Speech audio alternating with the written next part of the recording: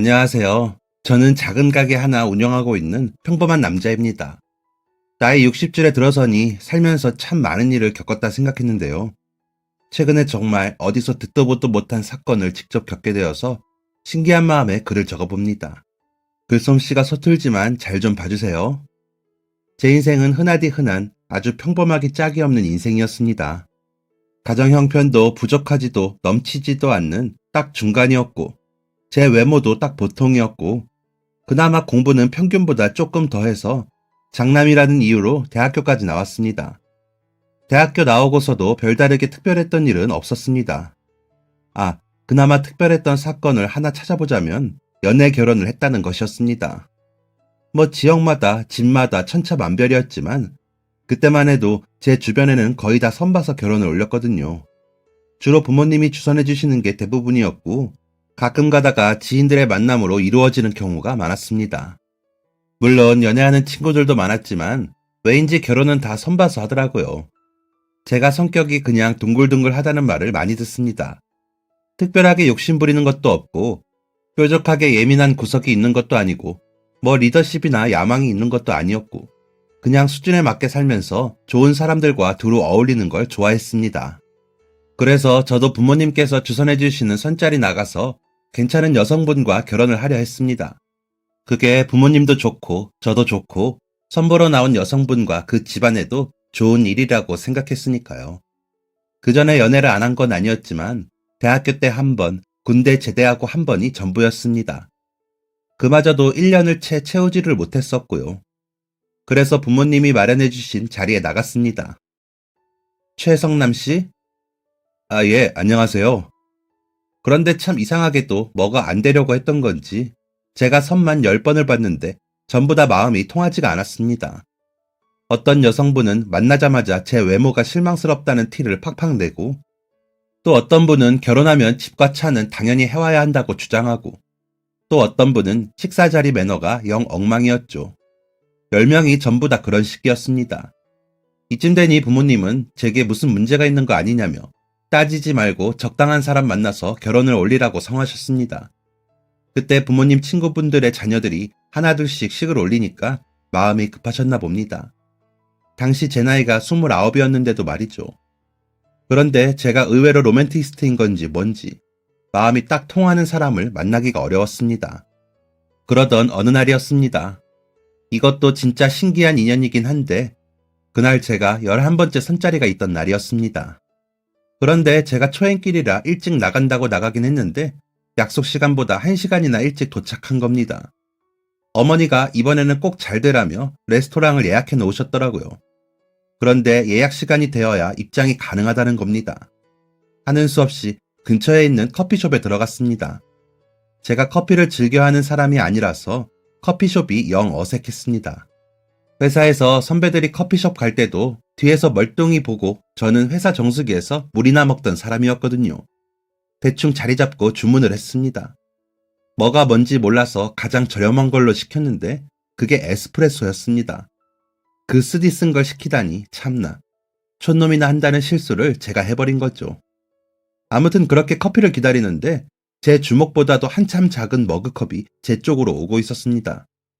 저렇게 양이 적으니까 가격이 싼 거구나 생각했던 순간이었습니다. 직원이 제 다리에다가 커피를 촥 쏟은 겁니다.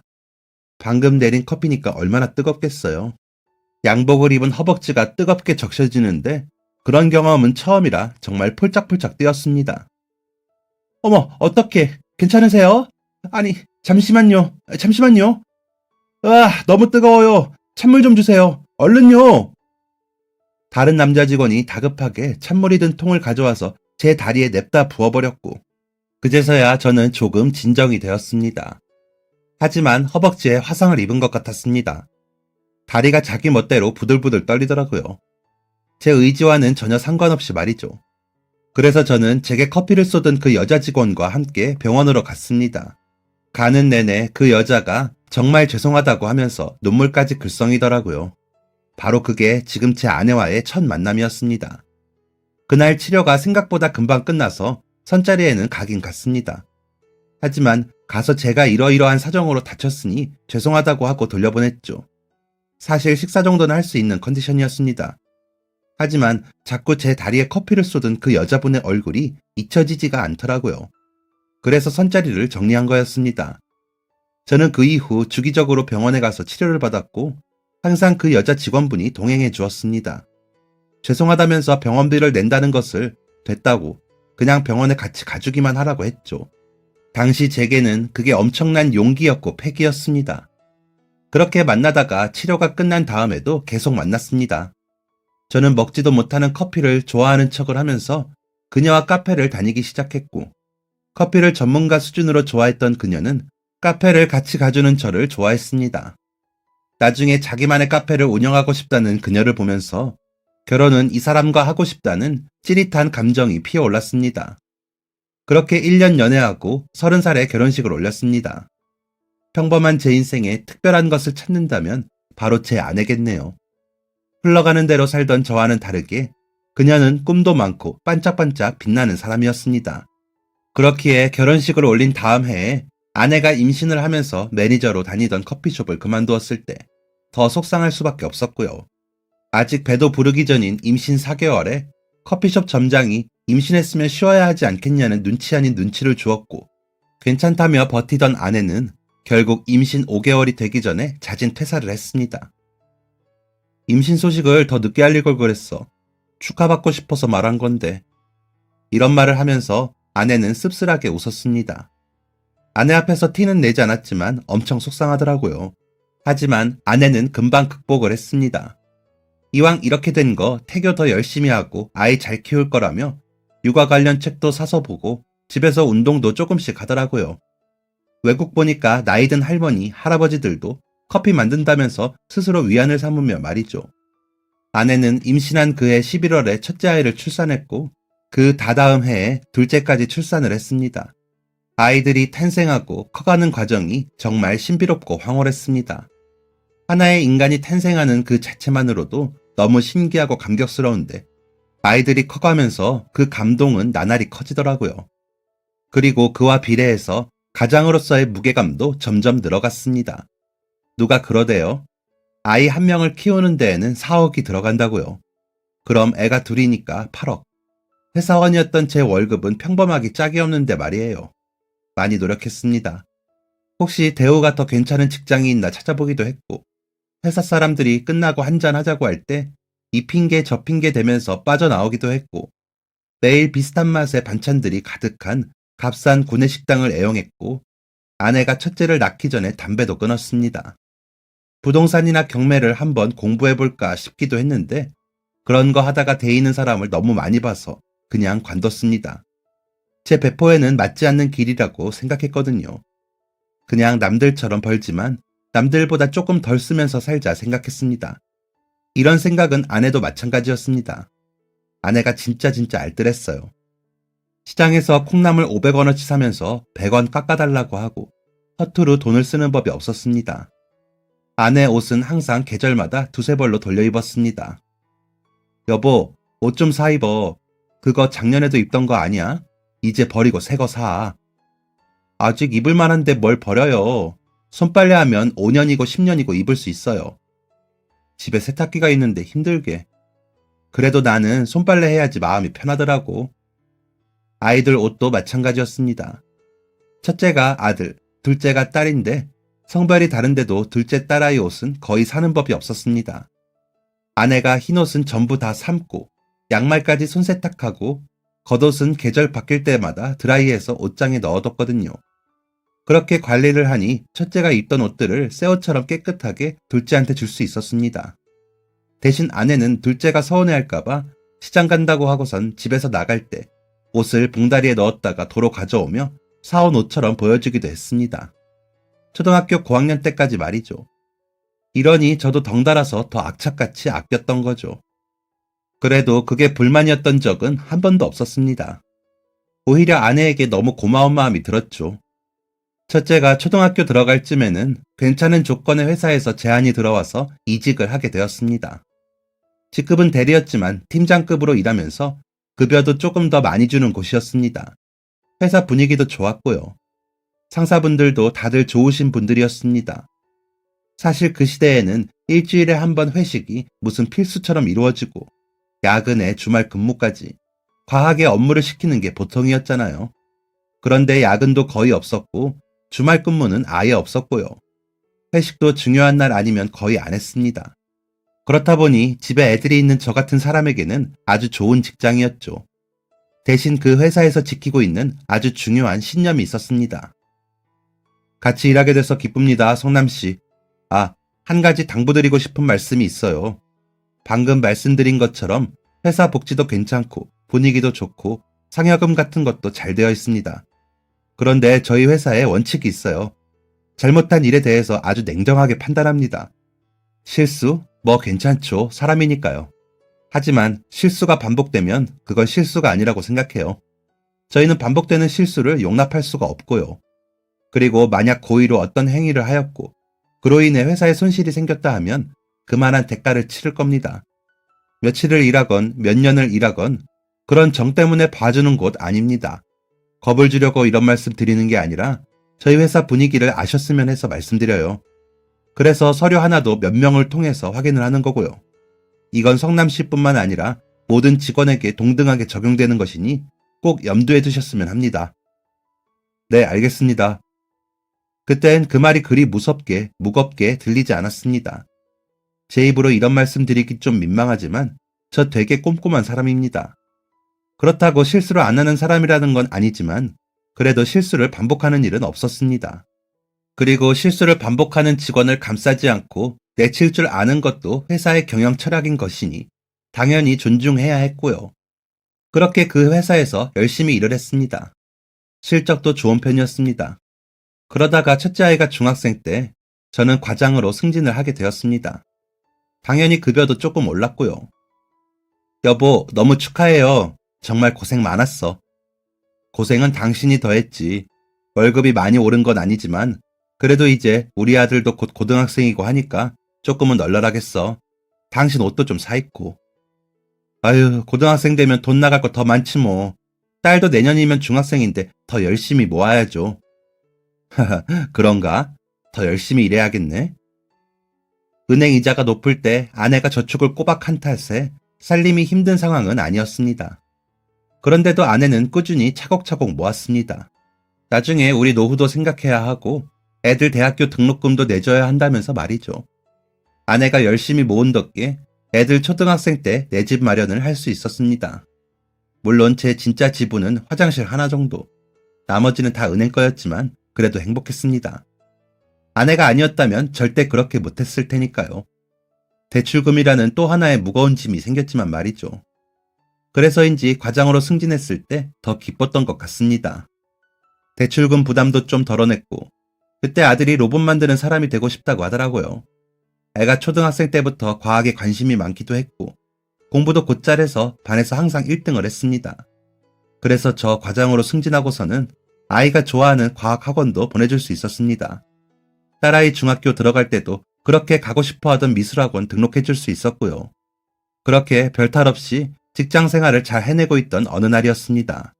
아직도 기억하는데 그때 아들이 딱 고3 되던 해였어요. 그것도 3월. 아들에게 있어 아주 중요한 순간이 시작되는 순간이었습니다. 그 해가 제 인생에서도 그렇게 중요한 순간이 될 줄은 몰랐죠. 회사에 신입사원이 들어왔습니다. 제가 있던 부서로는 신입 1명 들어왔는데 남자였고 경력 전혀 없이 대학교 졸업하고 바로 왔다고 했습니다. 머리에는 무스를 가득 발라서 단정하게 넘겼고 양복도 주름이 잘 잡혀있고 구두에는 때가 하나도 묻어있지 않았습니다. 그리고 어찌나 경직되어 있는지 회사가 아니고 군대에 온 걸까 싶을 정도였습니다. 젊었던 시절이 생각나서 재밌기도 했고 또 제 아들이 생각나서 귀엽기도 했습니다. 제 아들도 언젠가 거쳐야 할 관문이었으니까요. 적응하기도 바빠 보이는 그 신입이 마냥 귀여워서 잘 챙겨주기로 마음먹었습니다. 항상 긴장하고 있고 말도 버벅거리고 어리바리하긴 했는데 머리는 나쁘지 않은 것 같더라고요. 그래서 직원들이 신입을 가르치는 것보다 긴장 좀 풀으라고 달래기 바빴습니다. 하지만 도통 신입의 긴장은 풀릴 줄은 몰랐죠. 그러다 어느 날 같은 부서 직원들이 출장 가 있고 미팅 나가고 회의하고 해서 저랑 그 신입만 남아있던 날이 있었습니다. 제가 마침 거래처 미팅이 있었는데 괜히 그 신입이 눈에 밟히더라고요. 다른 사람이 시킨 일인지 뭔지 한참 진땀을 빼며 일을 하고 있길래 일도 배우고 바람도 쐬라고 할 겸 미팅에 같이 나가자고 했습니다. 제가 대리일 때 거래를 성사시킨 거래처라 저랑 굉장히 친분이 두터운 곳이었습니다. 그래서 저 혼자 나가도 상관없는 자리였고 그 신입이 같이 간다고 한들 뭔가 얘기를 하거나 하는 것은 전혀 필요 없는 자리였죠. 그래서 미팅 내내 저만 거래처 사람과 대화를 나누었고 신입은 긴장한 채로 옆에 앉아만 있었습니다. 미팅이 끝나고서야 신입은 긴장이 풀렸는지 깊은 숨을 내쉬더라고요. 긴장했어? 아, 예. 뭘 긴장해. 이대리랑 미팅 몇 번 나갔었잖아. 네, 맞습니다. 그래도 과장님께? 그 과장님과 함께 나온 적은 처음이시라. 아니, 처음이라 떨렸나 봅니다. 점심시간 다 됐는데 점심 먹고 들어갈래? 예, 좋습니다. 둘이 먹는 점심은 처음이라 맛있는 거 사주고 싶어서 좋아하는 건 뭐냐, 먹고 싶은 거 있냐 물어도 다 좋다고 하더라고요. 그래서 그냥 국밥집에 들어가서 밥을 먹었습니다. 일 힘들어? 아니요, 안 힘듭니다. 사람들 국밥 먹다가 체하겠다. 작게 좀 말해. 긴장 풀고. 네? 아, 네. 네, 알겠습니다, 과장님. 왜 그렇게 계속 긴장해 있어? 그게 실수하고 싶지 않아서 그렇습니다. 실수? 아, 참. 실수 좀 하면 어때? 욕 한 번 먹고 고치면 되는 거지. 너무 군기가 바싹 들어가 있는 거 아니야? 그게 사실 과장님께 처음 말씀드리는 건데요. 과장님이 저희 아버지랑 많이 닮으셔서 정이 가서 조심스레 말씀드려요. 아버지? 뭔데 그래? 저는 아버지가 없습니다. 어머니랑 둘이 살아요. 아버지는 전기를 관리하시는 쪽에서 업무를 오래 하셨는데 정말 한순간의 실수로 목숨을 잃으셨습니다. 그랬구나. 하지만 우리는 전기랑 전혀 상관이 없는데도? 그게 제가 대학교 다닐 때였는데 어머니가 충격을 많이 받으셨는지 그날 이후로 몸이 편찮으시게 되었어요. 제가 또 외동이거든요. 저까지 실수로 무슨 일이 생기게 되면 어머니가 어떠실지, 여기서 실수해서 명을 달리하면 어쩌나 하는 게 아니라 생계든 뭐든 제게 짐이 많다고 여겨져서요. 실수하면 안 될 것 같아서요. 그래서 그냥 항상 긴장하고 있는 것뿐입니다. 아이고 참, 세상이 참 너무하기도 하네. 꼭 좋은 사람한테는 좋지 않은 시련을 주기 마련이라니까. 좋은 사람, 저를 말씀하시는 건가요? 그럼 여기 또 누가 있나? 그냥 한눈에 봐도 딱 보이잖아. 좋은 사람이라는 거. 고생 많았겠네. 다음에 소주 한잔 하지. 내가 살 테니. 네, 감사합니다, 과장님. 신입의 얘기를 듣고 나니 긴장을 너무 많이 하는 이상한 사람이라고 오해했던 게 괜히 미안해지더라고요. 저도 다른 직원들도 그런 속사정이 있는 줄은 전혀 몰랐으니까요. 가뜩이나 아들 생각 많이 나게 하는 신입이 아버지도 안 계시고 힘들게 생계를 유지하고 있다고 하니 그 이후로 마음이 더 많이 쓰였습니다.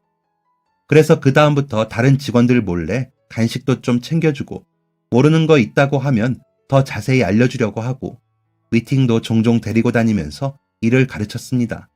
하지만 긴장된 모습은 여전했던 탓에 부서의 다른 직원들은 그 신입을 별로 좋아하지 않았습니다. 일부러 컨셉을 그렇게 잡는 거냐? 그렇게 긴장하고 있는 게 오히려 더 눈치 보인다. 답답하게 굴지 말고 일이나 잘해라 하는 둥 신입에게 핀잔을 주곤 했었죠. 그때마다 신입이 제게만 말해준 속사정을 알리고 싶었지만 신입이 원치 않는 듯하여 혼자만 알고 있을 수밖에 없었습니다.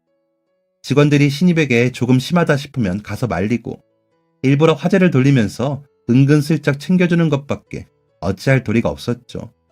그래도 신입은 꿋꿋하게 버텼습니다. 욕 좀 먹는다고 주눅들 성격은 아니었습니다.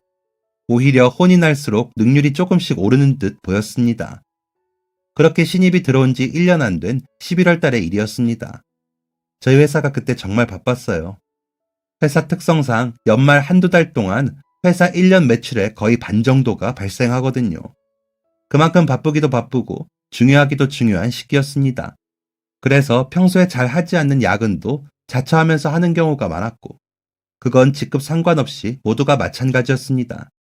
과장이었던 저도 일주일에 서너 번은 야근을 하면서 업무를 봐야 했습니다.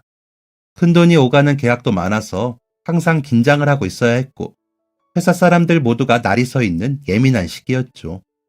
또 그 해에 끝나야 하는 계약건들도 많아서 시간 약속도 엄격하게 지켰습니다. 술을 그렇게 좋아하시는 부장님은 능률 떨어진다고 연말에는 술도 거의 안 드실 정도였으니 말 다 했죠 뭐. 그런데 그렇게 중요한 시기에 정말 해서는 안 되는 상상도 할 수 없는 실수를 신입이 저지르고야 말게 됩니다. 정말 중요한 계약서였습니다. 그 거래처와의 계약을 따내기 위해서 준비한 기간만 거의 3년이었습니다. 그 거래처가 다른 회사랑 소통하고 있을 때부터 은근하게 어필을 계속했었고, 그러다가 그 해 초부터 미팅을 몇 번 하다가 하반기부터 본격적으로 프로젝트 얘기가 오갔고, 3달을 걸쳐서 계약서를 수정해서 결정적으로 계약서를 가지고 최종 점검을 앞두고 있었습니다. 그 거래처와 계약이 성사되면 이듬해 예상 수익만 몇십억이었던 중요한 계약이었어요. 그리고 그 프로젝트가 그 거래처만 계약하면 되는 게 아니었고, 다른 외주업체 몇 군데도 같이 묶여있던 꽤 규모가 있는 프로젝트였습니다. 그런데 한 가지 일만 붙잡고 있을 수는 없는 바쁜 시기였던 만큼 부서 팀장이 그 프로젝트 원고 제본과 샘플 발주를 신입한테 맡겼던 겁니다. 그런데 신입도 입사 후 이례적으로 바쁜 시기에 정신을 못 차렸던 상태여서 그랬는지 원고 제품과 샘플 발주를 정말 하나도 준비를 안 해놓은 겁니다. 중요한 미팅이었던 만큼 과장인 제가 미팅에 나가기로 되어 있었는데 저는 그 사실을 전날 알게 되었던 거죠. 대리가 제게 와서 말을 하더군요. 과장님, 죄송합니다. 정말 죄송합니다. 그 자식 진짜. 제가 그렇게 꼭 하라고 당부를 했는데 정말 죄송합니다. 정말 면목이 없습니다. 이 대리, 신입만 탓할 게 아니라 이 대리도 잘못한 거야. 알지? 네, 알고 있습니다. 신입 아직 입사 1년도 안 됐어. 근데 이 대리는 아니잖아. 미팅이 당장 내일인데 어떡하려고 미리 확인도 안 한 거야. 죄송합니다. 정말 죄송합니다, 과장님. 됐다. 신입한테는 뭐라고 하지 마. 걔 나름대로 지금 머리 터질 거다. 원고는 바로 나올 수 있으니까 제보내서 내일 아침에 미팅 장소로 바로 보내고, 샘플은 디자인팀 연락해서 3D로 작업 좀 부탁해봐. 네, 알겠습니다. 그게 제가 할 수 있는 최선이었습니다. 그것도 전날 밤 7시에 상황을 파악했던 저는 일단 대리에게 업무 지시를 내려놓고 3일 만에 퇴근을 했습니다. 집에 들어가서 대충 씻고 미팅 준비 좀 하다가 겨우 4시간 자고 다시 일어났습니다. 새벽 5시. 얼른 준비하고 미팅 장소로 갔습니다. 외주 업체 공장에서 진행하기로 했던 터라 지방에 있는 공장에 가려면 일찍이 움직여야 했죠. 일어나자마자 대리한테 문자를 보냈습니다. 대리도 밤을 샌 건지 뭔지 답장이 바로 오더라고요. 과장님, 방금 신입이 미팅 장소로 출발했습니다. 기차 시간이 애매해서 그냥 회사차로 보냈습니다. 아마 미팅 시간보다 1시간 전쯤 도착할 것 같아요. 원고 제본 다 완료해서 같이 보냈고 3D 샘플도 밤늦게 완료되어서 USB에 넣어 보냈습니다. 샘플본을 가지고 미팅을 하기로 한 게 정석이었지만 빈손으로 가는 것보다 낫겠다 싶었습니다. 대리의 문자를 받고 조금은 마음 편하게 미팅 장소로 향했습니다. 그런데 분명 미팅 시간보다 1시간 일찍 도착한다고 했던 신입의 모습이 보이지 않았습니다. 제가 30분 일찍 도착을 했거든요. 이제 슬슬 원고 깔아놓고 준비를 해야 하는데 마음이 불안해졌습니다. 전화를 해도 받질 않더라고요. 무슨 일이 생겼나?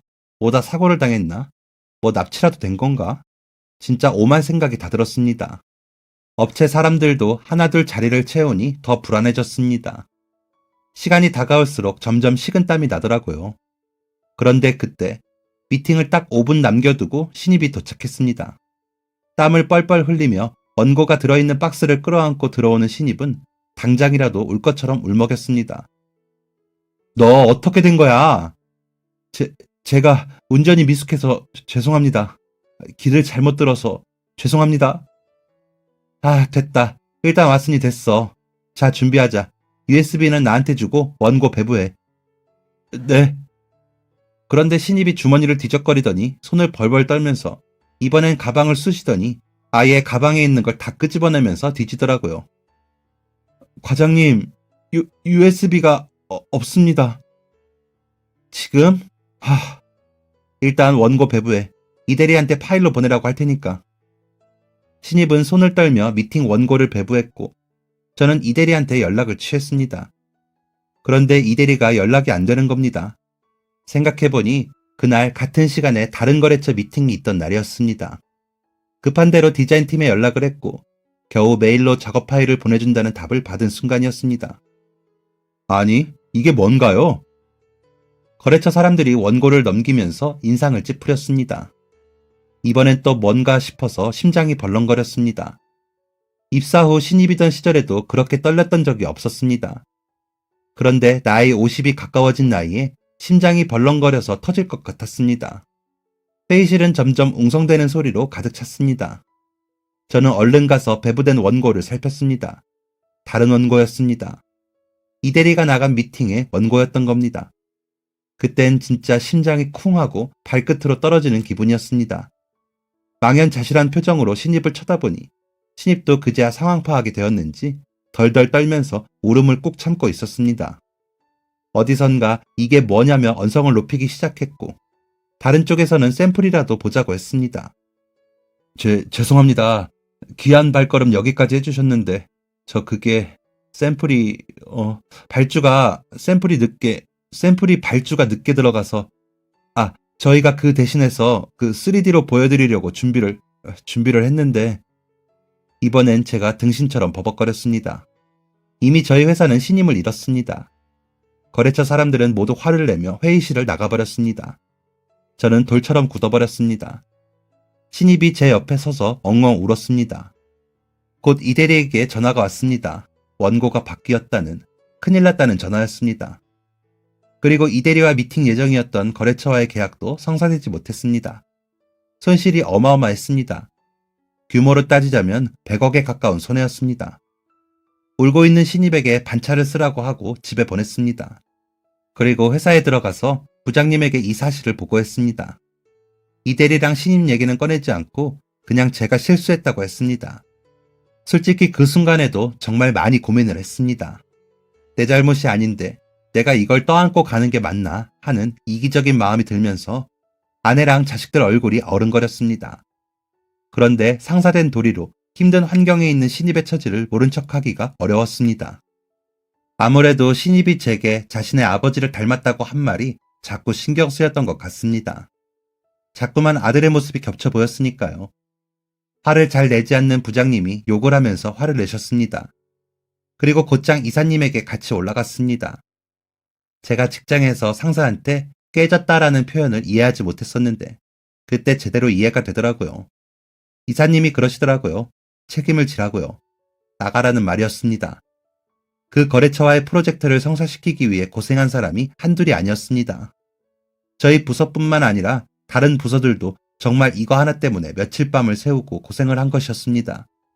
그렇게 중요한 계약을 2개나 깨버렸으니 제가 회사에서 떠나야 마땅했습니다.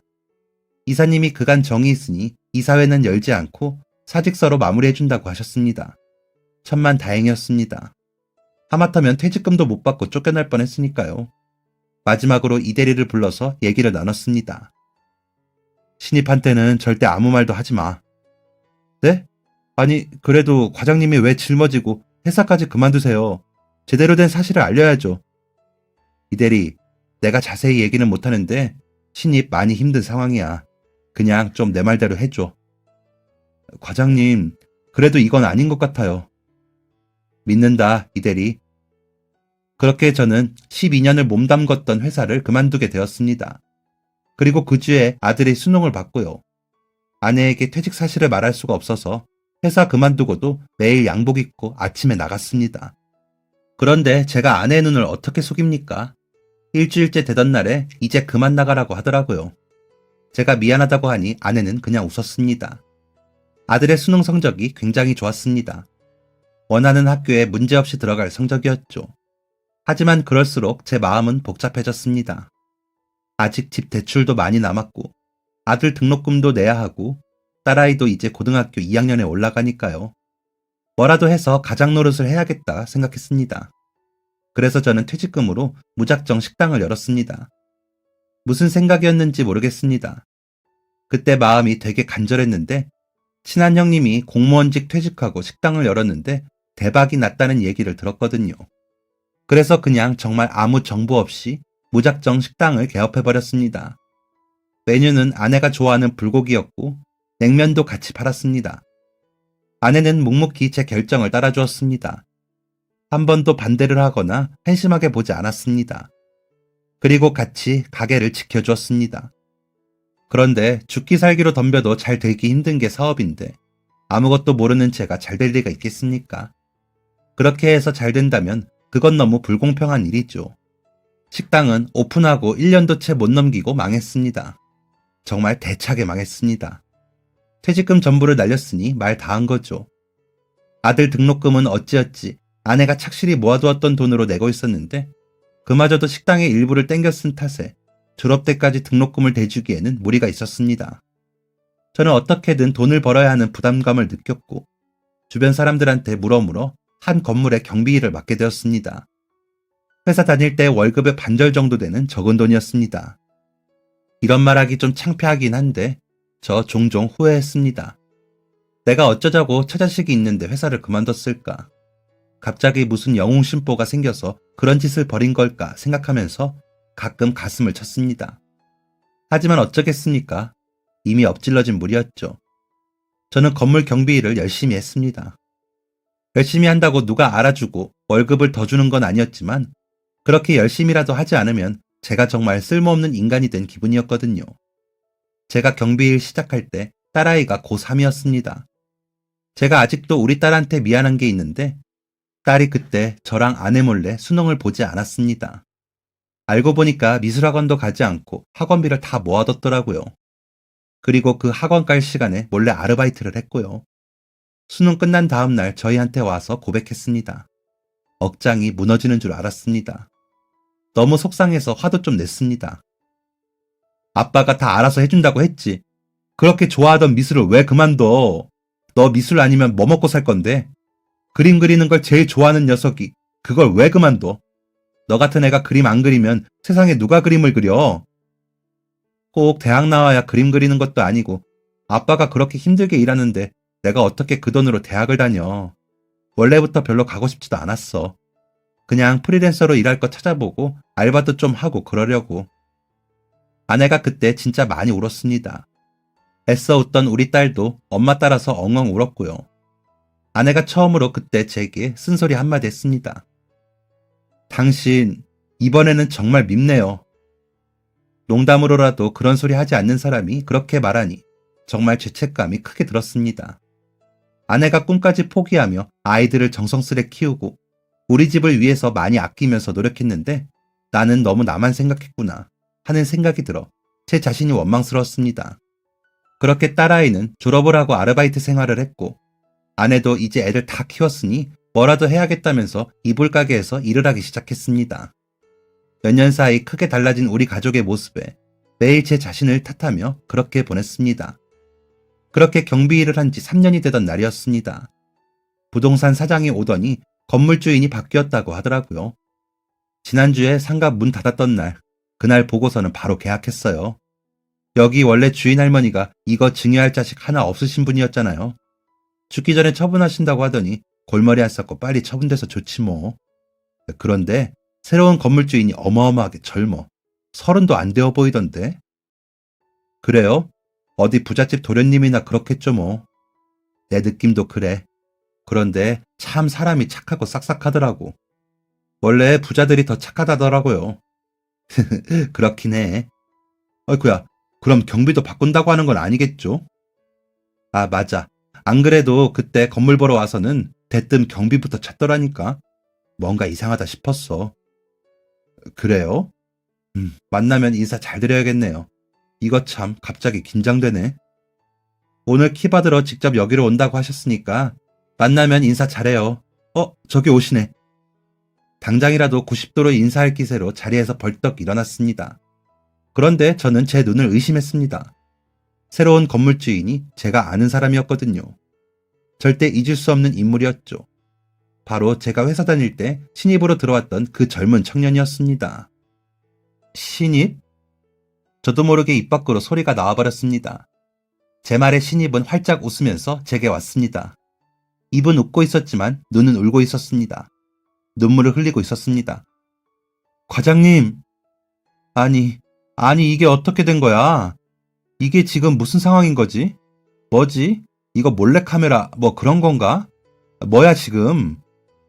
제가 정말 많이 찾았어요. 과장님, 이렇게 다시 뵙게 되네요. 저 정말로 TV에 나오는 몰래카메라 뭐 그런 건 줄 알았습니다. 그렇지 않고서야 갑자기 신입이 건물주가 되어서 나타날 리가 없잖아요. 어리둥절한 부동산 사장을 보내고 신입과 마주 앉았습니다. 신입은 신기하다는 듯이 제 얼굴을 하나하나 뜯어봤습니다. 아니, 신입. 아니지. 이제 건물주분인가? 아니, 그 전에 이게 대체 무슨 상황인 거야? 건물주라니. 집안이 어렵다고 하지 않았어? 그리고 여기 내가 있는 걸 알고 온 거야? 네, 과장님. 제가 다 설명드릴게요. 저희 집 어려운 거 맞아요. 그런데 제가 아주 예전에 군대 가기 전에 코인을 사둔 게 있었거든요. 그게 뭐 대박 날 거라는 기대는 전혀 하지도 않았고, 고깃집 아르바이트 하면서 손님들이 얘기하는 거 우연히 주워들었거든요. 그때 마침 아르바이트 월급날이었는데 돈 쓸 데도 없었고요. 그래서 정말 재미삼아서 별 생각 없이 넣어뒀는데 얼마 전에 갑자기 생각나서 확인해보니까 그게 정말 말도 안 되는 돈이 되어 있더라고요.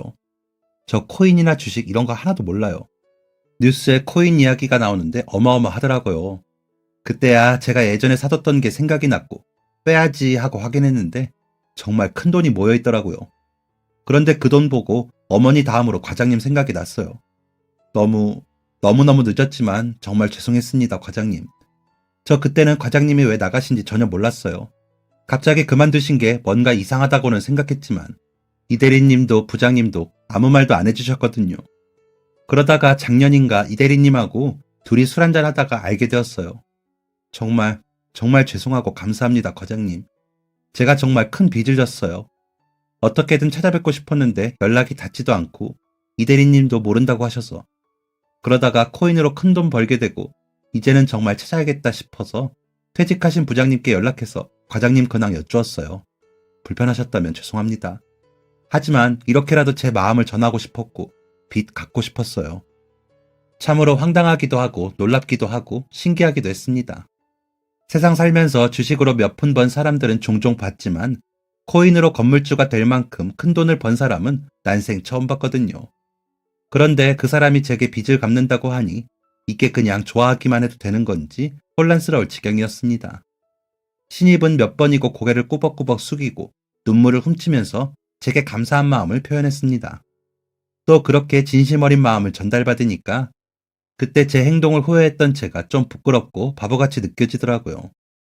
그래서 그냥 빚 갚는 건 괜찮고 마음만 잘 받겠다고 했습니다.